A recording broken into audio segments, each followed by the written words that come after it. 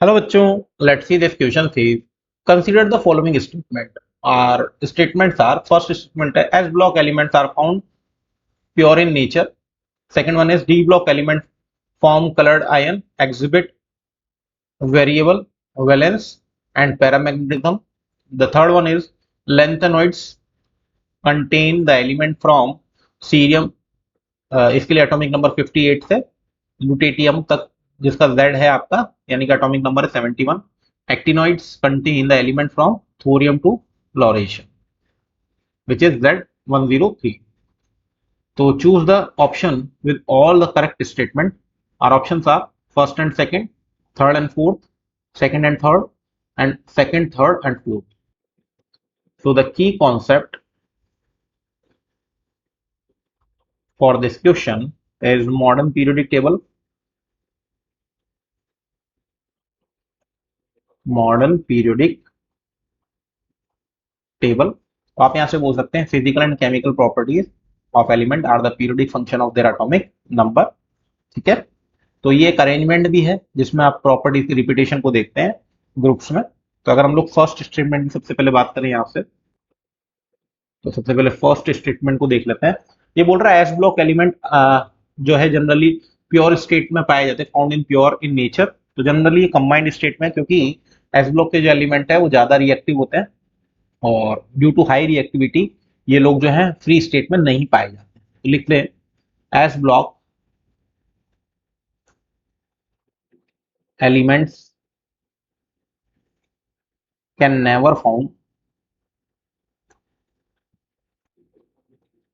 In a free state in nature. तो यानी कि स्टेटमेंट तो आपका रॉन्ग है, आपसे करेक्ट पूछ रहा है. सेकंड को चेक कर लेते हैं. सेकंड बोल रहा है कि D block element form coloured ion, exhibit variable valence and paramagnetism. तो अगर मैं यहाँ से बात करूँ, जैसे कॉपर का एग्जांपल लेके, तो कॉपर जो है एक +1 और एक +2 दो वैलेंसी शो करता है. इसी तरह आयरन की अगर हम लोग बात करें, ये तो कॉपर का हो गया, आयरन भी आपका +2 एंड +3 शो करता है, यानी कि ये वेरिएबल वैलेंसी तो शो करते हैं डी ब्लॉक के एलिमेंट्स. और अगर यहाँ से हम लोग ये बोले कि जनरली पैरामैग्नेटिज्म भी शो कर सकते हैं, क्योंकि नंबर ऑफ अनपेयर्ड इलेक्ट्रॉन इसके अंदर हो सकते हैं, क्योंकि ये आप देख रहे हैं वेरिएबल वैलेंसी बता रहे हैं, तो पैरामैग्नेटिज्म ये शो कर सकते हैं. तो पैरामैग्नेटिज्म का सीधा सा मतलब है कि नंबर ऑफ अनपेयर्ड इलेक्ट्रॉन अभी मौजूद हैं ऑर्बिटल्स के अंदर. और कलर्ड आयन की अगर हम लोग बात करें, तो इसका सबसे बड़ा रीजन है, the reason is that the partly filled d orbital must be involve in the, आप बोलते generating the colour in some ways. This is due to absorption of radiation from the visible light region to excite the electron from one position to another position. ठीक है, तो इसको आप लिख भी सकते हैं. कलर्ड आयन का रीजन लिखना सबसे पहले, तो आप बोल देंगे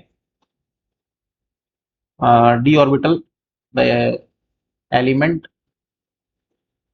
of d orbital are partly filled and absorb radiation from visible light region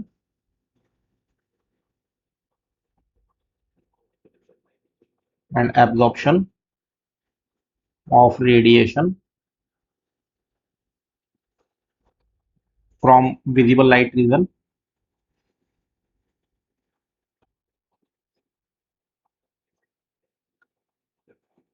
to excite the electron, to excite the electrons from one position to another. ठीक है, इन D orbital.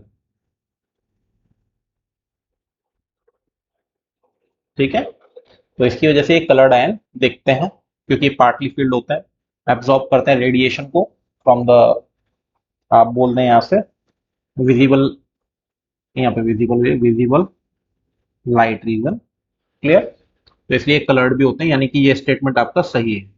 Now checking to the third, तो lanthanoids आपके शुरू होते हैं CM से, खत्म होते हैं ल्यूटेटियम तक, तो यानी कि जेड हो गया। टोटल इसमें 14 इलेक्ट्रॉन आते हैं। इसी तरह एक्टिनॉइड भी जो है थोरियम से शुरू होकर फ्लोरेंशियम तक ये रहता है। ठीक है, तो ये दोनों आपके स्टेटमेंट बिल्कुल सही है, तो इसके हिसाब से आपका एक ऑप्शन बनता है विच इज डी। इसमें है second, third and fourth, so the right option is option D. Hope you understood it well, best of luck.